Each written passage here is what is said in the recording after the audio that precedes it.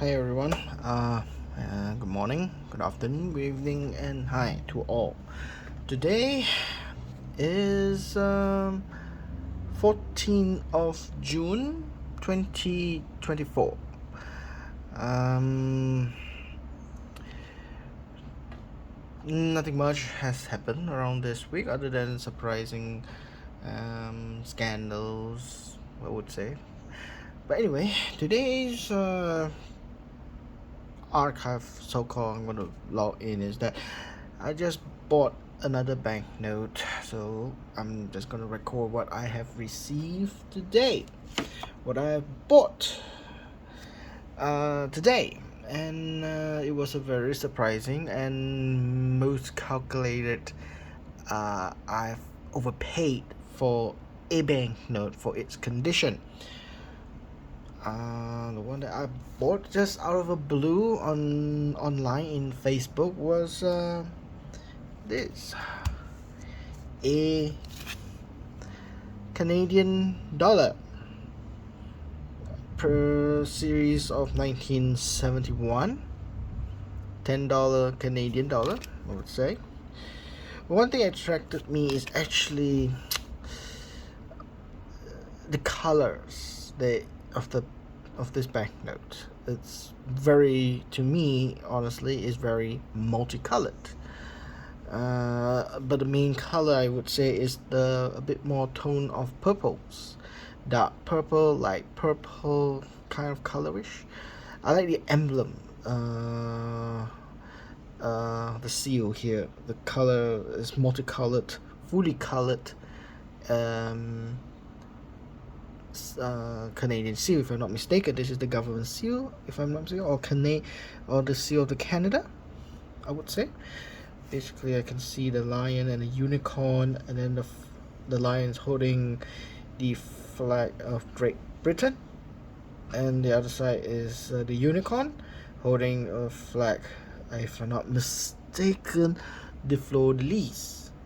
It probably represents the part of Quebec or French part of it. So yeah, I believe this is a coat of arms for Canada. It's probably not the coat of arms of the how should I say, the head of state, or, or the city of Ottawa. Most probably is this coat of arms of the country. Anyway, what very intrigues me of Canada's banknote is the dual language. They have dual language in their banknote, which for me is one of the big hits for me that I love Canadian banknotes. Other than the during the period of the Dominion of Canada banknote, where they have a portrait of all the families of monarchies, relatives of monarchs, portrait like the Queen Mary of Teck, the King of Canada, to the point of Queen Victoria. Especially the one that very very interested. I wish that I dreamt to have in my collection is the English version of the young late Queen Elizabeth II. When the first time her portrait was printed on the banknote in her life, if not mistaken, when she was a child. I forgot what age it is. Before she became Queen Elizabeth. So that note is one of my wet dreams note to have in my collection. Of course, that note is going to be very hefty and very expensive, especially artificially inflated the price because Queen has passed on. Now it's King Charles. So a lot of people started to hoard and collect Queen Elizabeth image of her, the portrait on the banknote of her, and even the auction house started to sell specifically catering for Queen Elizabeth series of banknotes. So if it's going to be very tough for me to buy because it's artificially inflated. artificially is one of the bad news. If you buy during the peak of the artificial period, the price is way too much you pay for, and when the time you want to sell it, is so hard. When the period, when the probably 20 years, 30 years, you want to sell it, you might not get the value you want. Now, I did say that a lot of banknotes would gradually, indeed, would have a high, would have return, but because you buy it at an artificial level of price, there will be the time they will deflate to aid back to the normal or the most optimum price of the banknote. And from there, you only pick it up gradually or naturally. The value increase as time progresses. So it takes a longer time for it to be break even when you buy during the peak time of the artificial peak time, and compared to that, to the point when in the future it may need a longer time for it to mature and for it to be profitable if you're doing it as investment, unless the hype continues to roll in. But for me, like anything rise, they will come down one day, because we human beings always move on to better things or better stuff. So speaking of that's not that banknote, I think this banknote I particularly like. Although the condition is bad, it should be the face value. People should say, you should pay for it for about 10 Canadian dollars. That's about in ringgit, about 32 or 33 ringgit for this. I got this for 40 ringgit. I paid a little extra. Yes, some might say that you overpaid for it. You should pay for the face value of 10 Canadian dollars today, which is in ringgit, translate about 3 ringgit roughly. 3 ringgit to 3 $10 is like 30 ringgit to 33 ringgit, somewhere around that ballpark. Some people would say like that, but I pay for 40 because being a collector, buying from a dealer, knowing the dealer needs to put food on the table, I have a spare, a little cash that just bump it up 10 ringgit wouldn't hurt me. So I gave 40 ringgit for this note. Yeah, it's overpriced, but you're paying a dealer's price. They need to make a certain profit margin. Most of it is around 20 to 25% of the profit margin. I wouldn't blame them because they're doing it for the living. It is the source of income. So for me, it's a source of hobby, pleasure. So, and partially, of course, it's investment to park my assets somewhere. So yeah. Well, another thing that I love about this banknote is how they portray. If I'm not mistaken, this looks like a petrochemical plant producing all sorts of petroleum-based products. That's why I call it petrochemical plant rather than a factory or refinery. So I think this background, although it is simple for its time, I think it still makes sense for the design, as most of the difficulty design, probably this kind of patterns would make it difficult. But the detailed design of is really very rare. You will see, or I would see personally, I'm talking with a viewpoint of myself, is that for me it's very rare I see banknote have such a industrial scape on their banknote, like such as this. Yes, there are many banknotes try to portray their successful events of the development or the progress of their country, like the dams, the plantations, the automobiles. Like most of the time, like in Malaysia, we portray our banknotes in the last series, not the currency, the very last series during it was started. That series is Vision 2020 concept. So we have like the 100 ringgit portraying the image of the our national car industries, showing off the proton engines on the banknote, the 50 ringgit success of our petrochemical plants, our Petronas company, that there is an image of an oil rig in the sea, and so forth. And then we have the 10 ringgit talking about progress of mass public transportation. We have the image of the trains and aeroplanes. We have the urban development at 5 ringgit. Those kind of things in the Malaysian banknote issue on the in the year 2000. The concept of Vision 2020. Of course, the new after that Vision 2020 version banknote, now it changed to the current banknote version, is basically a culture, the nature of Malaysia, the natural wonders of Malaysia's landscape and beauty became the current banknotes design concept. And in the part for me, it's quite disappointing. Malaysia banknotes don't rarely change their banknotes. The design is always the same. It has not changed for many years. So to speak, compared to Indonesia, they change their banknotes every 5 years or so. If you keep to the track of Indonesian banknotes, they keep changing it. The reason is because to prevent counterfeiting. And with a large population relying on cash, the cycle of the banknotes, the serial numbers, starts to dwindle very quickly within that 5 years.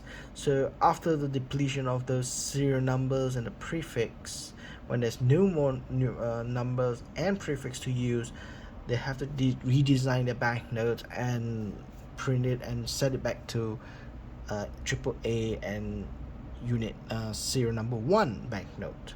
So they had to do that.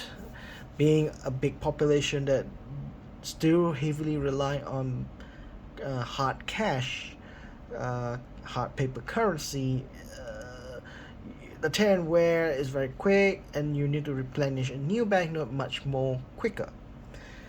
Compared to countries that is industrialized, where they don't rely on hard paper currency, rather than use it more digital currency or credit card, debit card, then the usage of the banknotes is less, serving the proportion that the central bank of the country, or the national bank or the state's bank, would give them the signal that, hey, we don't need to print so much of a new banknote, making the banknote design and the prefix last longer. So this is what happened in Malaysia. It's the same thing. We have more and more people start to use electronic cash, e-wallet, we call it, electronic wallets, credit card, debit card is more widely used. Cash is still used as a main core currency usage, but it's a much more in the rural or semi-urban area will be used such things, or even more cottage industries, or bread and butter industries that sells food, like hawker stores, food vendors out there in the streets, and they still use cash. If the majority of them still use cash, but of course some of them have already upgraded to e-wallet as a payment. Anyway, yes, banknote wise, that I have only just one. Yes, nothing but surprise. Basically, I log in anything. If I got the banknote today, on that day itself, I try my best to record some information of what I've got on that day. That is why I always mention the day in the beginning of the video, just to remind me. It's a diary that I keep in YouTube, and also a platform to share my collection to the world, to everyone, and to inspire people to collect banknotes. So today I just only bought one. Humbly, I just bought one banknote. Of course, there's more to come, probably in next month or so. I have few banknotes that I've acquired in the auction in Europe, and I hope to anxiously wait for its delivery to my doorstep. And that is why I could not do any recordings or do anything until I have the banknote in my hand. Then I will log in that day that I have received what banknote. So certain banknotes that I'm awaiting at the moment, just a little reminder, is I acquired a United States banknote. If I'm not mistaken, is the Federal Reserve note that is a small bank's level. So I might consider thinking that I have overpaid for that note for its condition. Also, I didn't realize that it was supposed to be that cheap, but I overpaid. But anyway, the note's condition to me is worth its value, and its numbers are very nice. It's almost radar number and radar prefix, so we will discuss that once the note arrives. The other notes that I've anticipated to get is previously I have mentioned that those notes I have already presented. I have already recorded in my previous videos. Some of them I've already decided to send for grading. Yes, I have few notes that I've sent for grading. That is Chinese banknotes, Republic of China, and one is from Republic of China, and the other one is a People's Republic of China banknote, and another one I decided that the two is sent to PMG. I sent that to PMG, so it will take about a couple of months for it to arrive, probably in the next 2-3 months or so. And I have one banknote I decided to grade it in a local grader, which is TQG grading company, and that would probably will take another 1 or 2 weeks to complete and deliver into my hand. So that is all for today. That is all for today of the banknote that I'm going to talk about Canada. Again, I previously have talk about Canadian bank. Why I love it is dual language that is the base point that I love Canadian money, Canadian paper currency. Is beautiful. For this particular $10, I actually don't need it. This $10, but I felt that I should have it. Looking at the design of it, the petrochemical plant, the color design for this type of series banknote, I actually really like it, and so I just take a chance and take a leap and bought it. Even though it's not uncirculated, I don't need at the moment for Canadian banknotes to be looking for uncirculated, so if it's a fine, maybe not, probably very fine or extremely fine, that would be the best range of a banknote quality to collect as a quality sense. But if you have once I have extra cash, or any of us have extra cash, thinking of upgrading it, you may buy a new one and sell the old one to recuperate your costs. That is one way of upgrading your collections. As a collector, you should be doing that to keep on increase your collection quality and its value in the upward trend. We always try to get the best out of it, of the banknotes. Most people would tell that you shouldn't go for this kind of quality banknote. If you're doing collection, you should not buy this kind of condition. You should straight away go into the better condition. For me, my advice is think about what is your budget.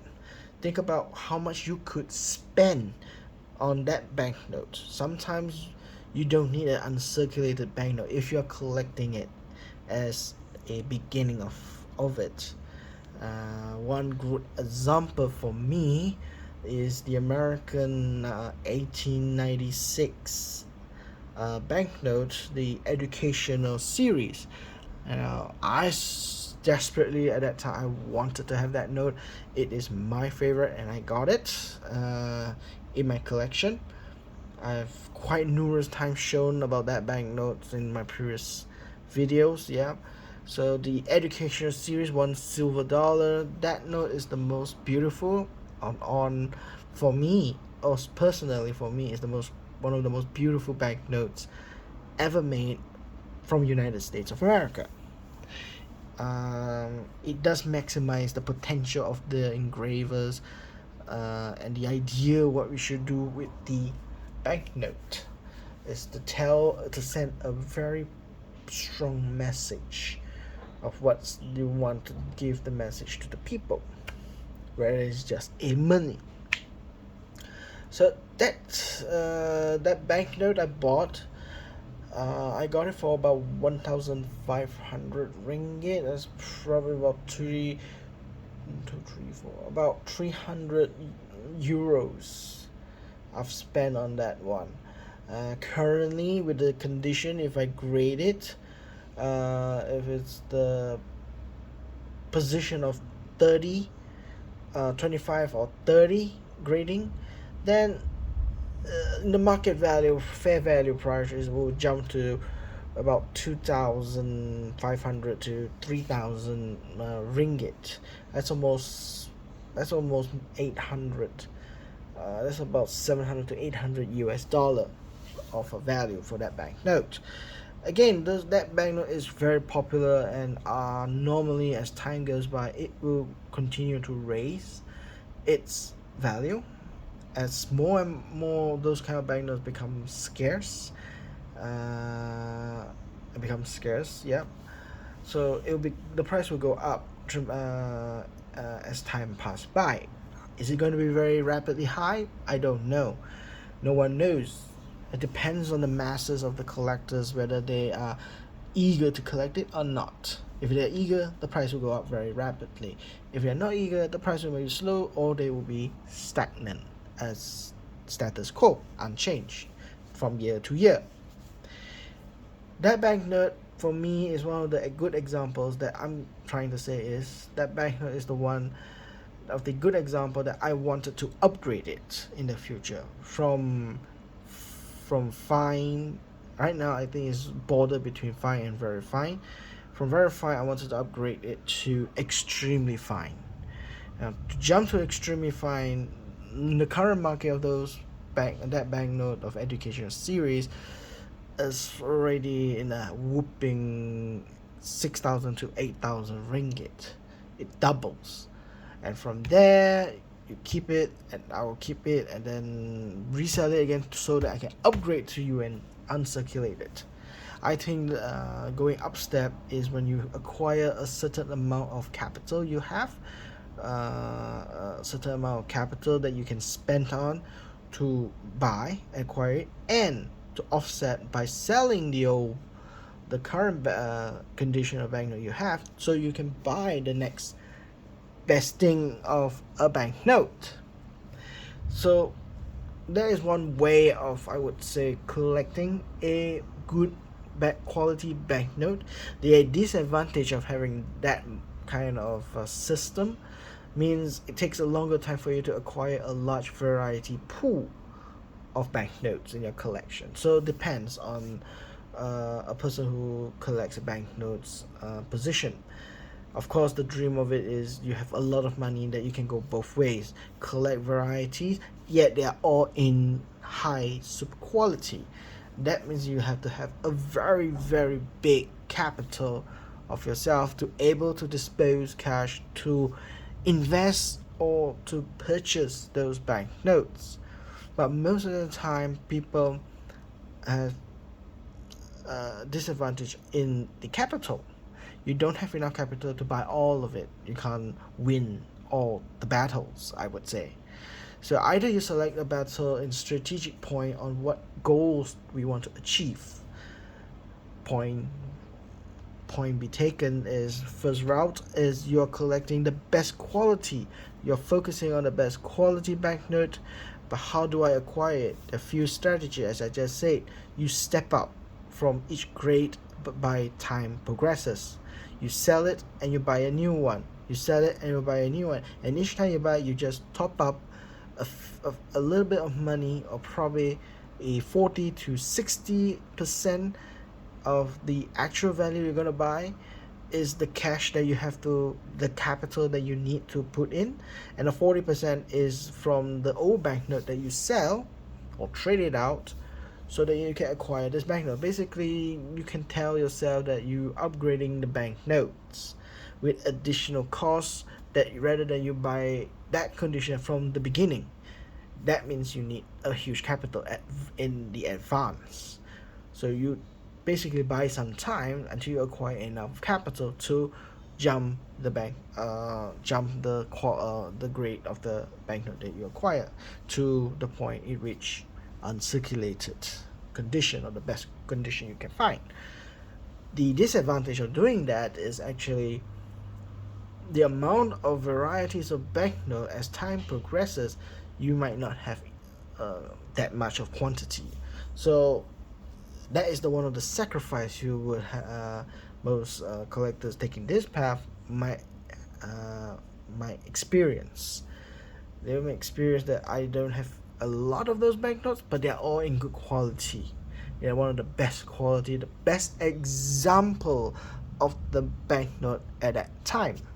We always tendency, like myself, I would say, sometimes I ask myself, gosh, I want to know how the new the banknote looks like at that period. Let's say this banknote is 1971.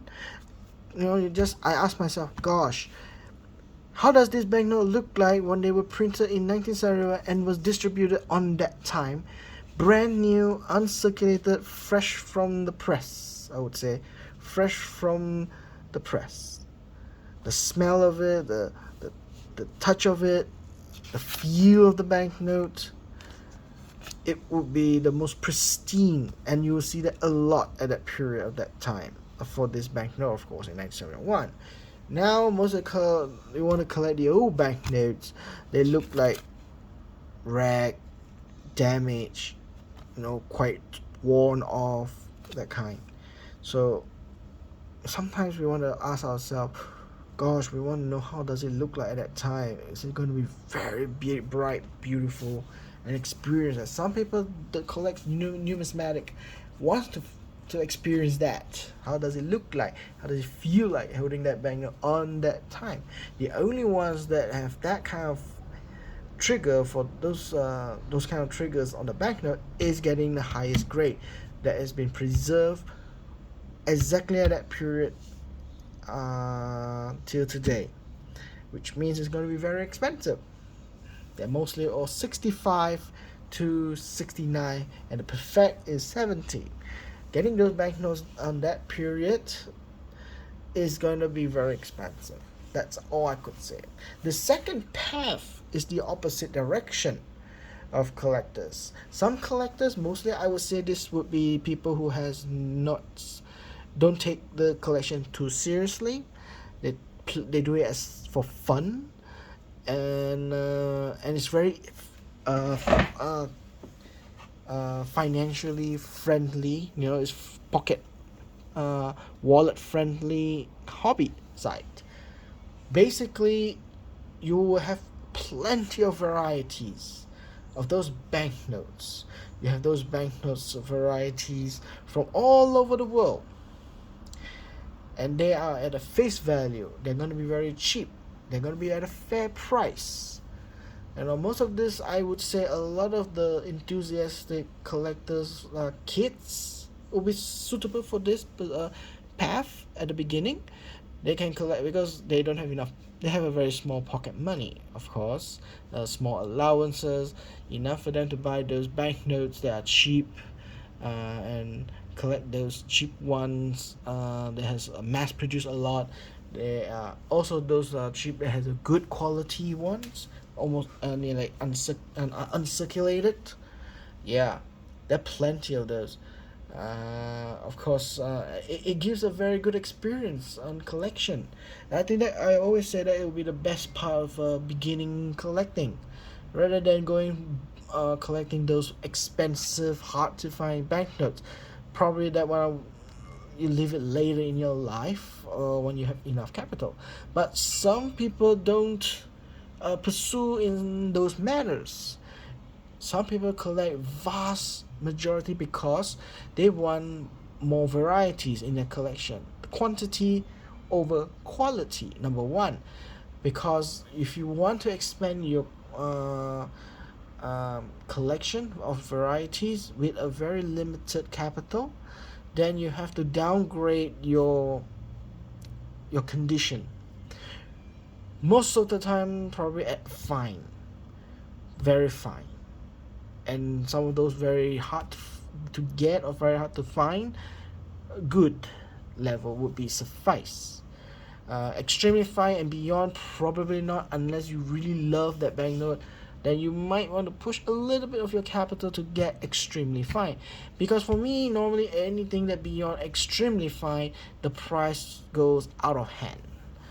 Some people say is may not be. They would say according to the condition, if anything above 60 out of 70, they are more crazy. Anything below 60, like 59 and below, blah blah blah, that was the grade they use, they would say it's very cheap. For me, as my personal guideline, knowing there are a lot of people not willing to start collecting banknote because they keep saying it's a very expensive hobby. I tell them no. There are ways of collecting banknotes that are interesting. There are so many varieties. These are the two major camps, I would say. One is pursuing quality. One is pursuing varieties. And I always say that I think collecting more varieties is better because you want to see different countries, different times of the countries that printed, and each of the notes that tells a story. Why are they printing that way? What is the significance they want to show in the banknote, trying to tell the message to the citizens, or more precisely, voters. So there are a lot of those rich part of the banknote, not on on a quest of searching the most expensive banknote or the most rarest banknote in the world. To me, that is a very, I would say, in a snobbish way, high roller collectors. The collectors that have already have everything, they only need to go in search in their hobbies is they need to pursue a higher goals. So yeah, people always look at the auction house uh like Heritage Auction in the United States, few like Christie's auction house from Hong Kong and China. There are few, some of the prestigious auction house might intimidate people. Oh my god, collecting banknote is so expensive. How am I gonna collect those kind of banknotes? Well, to be honest, those banknotes to be said is for those who can afford, because those notes are very rare, very hard to find, and those super rare notes, those very valuable notes, can only achieve a greater yield in the person's investment is through an auction house. It has always been in such a way.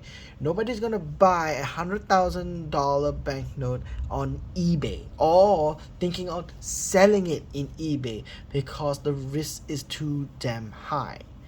And the problem with rare or super rare notes, you don't know the demand of that banknote of that day or that month, because there are no data collection knowing that how much the trend that the buyers and sellers are conducted. No one knows. Only appreciation, no, by appraisal. Sorry, the word is being appraised by somebody. That is just appraisal. The most important thing to know is what the public or the buyers are willing to buy at what price of that period or that time. And for super rare notes, those data are very rare to catch, or they're virtually none. And most of the time that we see data that they say that even receive from a catalog book or so forth, they are pretty much very outdated. Probably that super rare notes, the last sale happened probably in 2010 or in the year 2000. Very long time ago. Very long time ago. Most of the super rare notes are happening. So those data becomes obsolete. So knowing yourself, know what price to sell on your own into the marketplace like eBay or Amazon, wherever it is in an online shop, is virtually a gamble. No one knows that price. Sometimes the buyer don't want to buy things that is too high. We don't know the price. So in that course of action, the sellers cannot make the price too high out of unrealistic price tag that nobody's gonna buy, and it's gonna sit there for many years. It is virtually impossible. That is why those notes, those difficult collecting those precise value of the banknote, the item, is so difficult. You have to rely on experts to help you out. The auction house is one of the best option for the willing seller to sell it in the market. It is appraised by the appraiser who do all the research, knowing and understanding a banknote's true value and what was the trend on the market. What did they hear from the market? How much the demand for it of the banknote? Is it really that high or really that low? So what is the current trend? What was the past history of the data of this banknotes event? So the appraisals would do those jobs and appraise the notes price range. Now, even the appraisals done that, we will still don't know the actual value. So that is why you have to roll in with the minimum based on the appraisal. You set a minimum that you can afford to sell. Normally it will set at the beginning of the rolling of the ball of the auction, and then people start bidding until it is sold. Then we know the current condition of the demand of the market for that banknote, and then it sets a trend of the price range from there. And that is why you always see why are they selling only, why the auction house is selling so damn rare and so damn expensive banknotes, because that is the only option for people are trying to sell those banknotes. The auction house is the only place and the most suitable place to sell those rare notes in a fair market, in a fair value. For those common banknotes, you can, very cheap or very mass-produced banknotes, you don't need to sell it in an auction house. That is the logic, because if you sell it in the auction house, it's going to be too damn expensive. You have to pay the auction house the fee and so forth. Basically, it is worthless. The note becomes worthless, and is some auction house just say, nah, it's better not to entertain such a product in the back of the banknote to sell in their auction house, because being prestigious auction house means you have acquired something that is very difficult to find, or it is impossible to find items. So those normal ones that you can find, you can buy it from a dealer, you can find it in eBay, and there's so many of it in there. You can actually make a lot of data collection, estimating the price of those few months. Some banknotes like the cheap ones, like your current banknotes, like the $1. Some people are intrigued to collect $1 from all 12 different federal branches from every series. And then you can see the trend of those prices in eBay, how much they were sold, and you can estimate the price and the value of the banknote itself from year to year or month to month. Of course, month to month, you don't see much changes. Normally, you will see year to year, then you see there's a slight jump, or if they're not so popular, they will remain stagnant in price value. So that is one way of saying. People, when they ask why does the auction house doesn't, why the auction house makes people intimidate. It's very intimidating seeing auction houses. You want to start collecting good banknotes, and then you find that people are selling this banknote so expensive. That's why people say that it's an expensive hobby.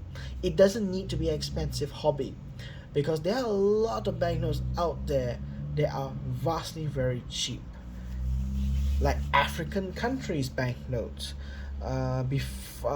After they got their independent, the reason of it is very cheap is because the country's economic will collapse, and so forth, and there was so many of those banknotes around. They are vastly very cheap. You can even get uncirculated banknotes that are considered very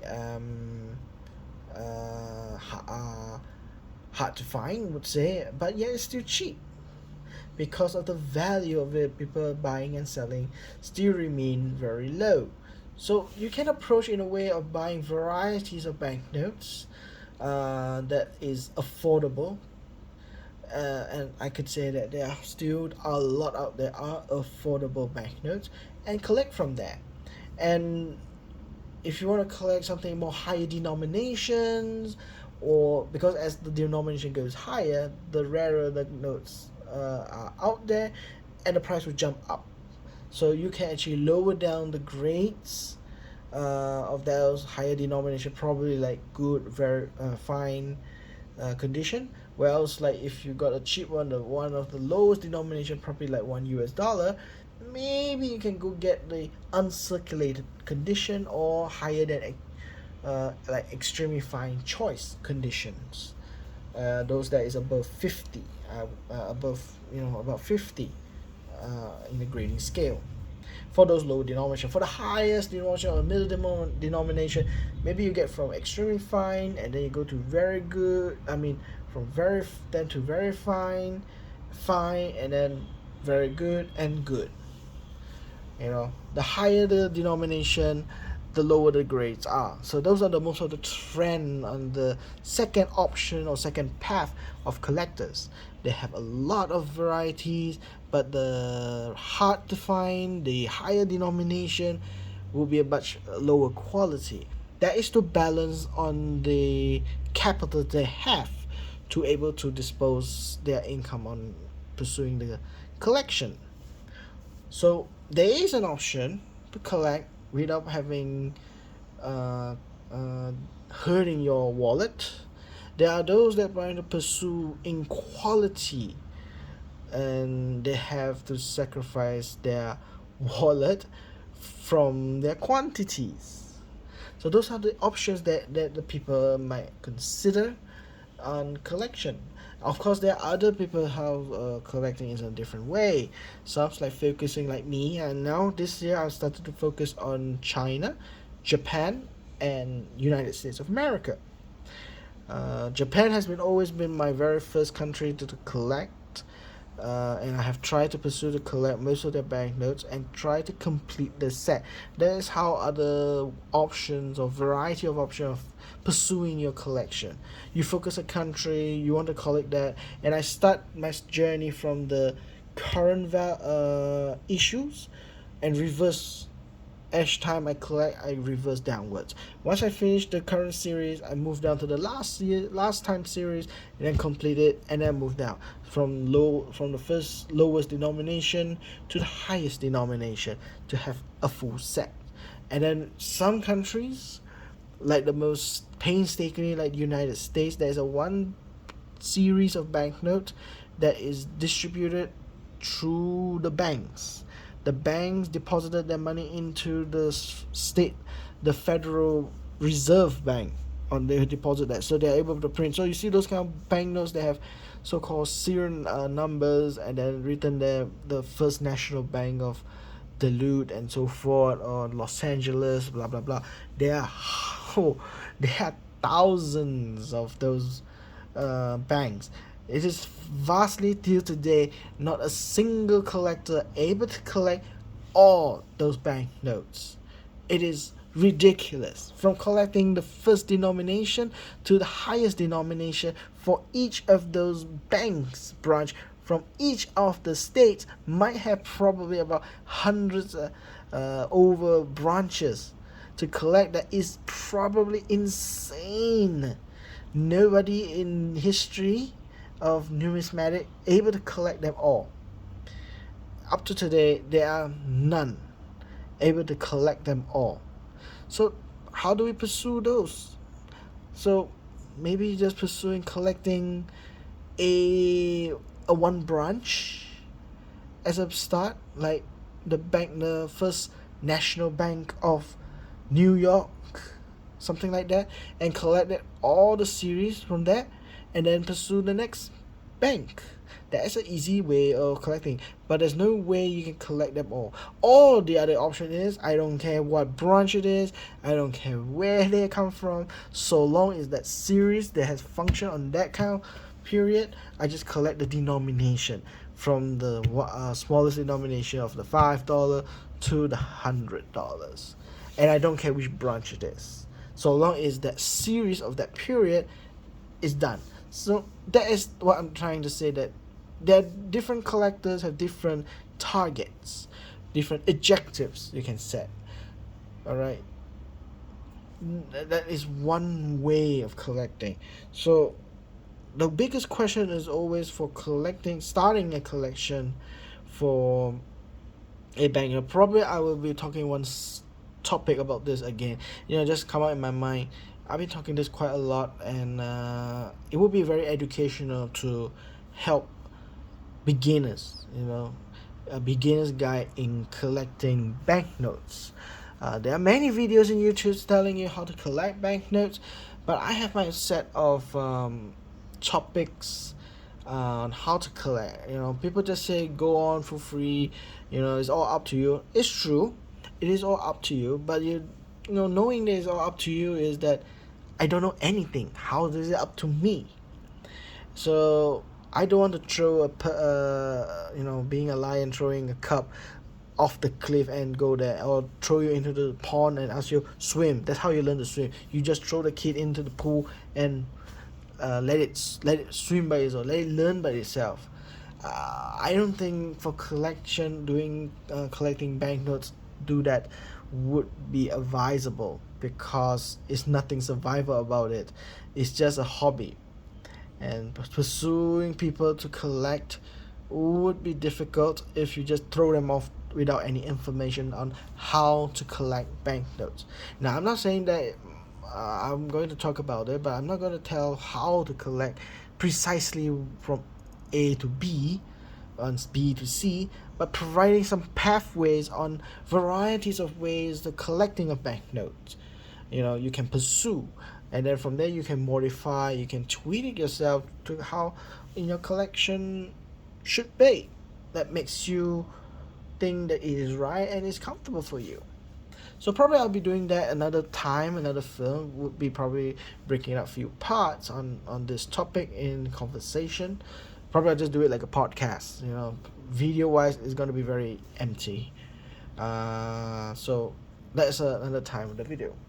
So that is all for today. Thank you very much for listening. So just remind us, it's just only one banknote today. I bought it and received it today, and I want to wish you all a very good day. For those who are Muslims, I wish you all a very happy Hajj. It's a day that Prophet Muhammad received the message from God. It's about talking about the life of Muhammad's journey and in Islam. So on Monday it will be a very important day. So I wish you all a very good festivity and a very good long weekend. This Sunday, whether I go into the flea market, maybe not, it depends, but we will see. Till then, I'll just say thank you very much for watching this video, and if you like this, if you wish to to get a future of the videos that I record. Do subscribe. If you have any comments or questions, do drop by. I don't mind any criticism, so long they're constructive criticisms. I'll be glad. Sometimes I do say wrong things or wrong facts. Do correct me, and I will just look it up in more detail on that. And yeah, if subscribe and give me a like, and hopefully to see you all again. Thank you very much. Goodbye.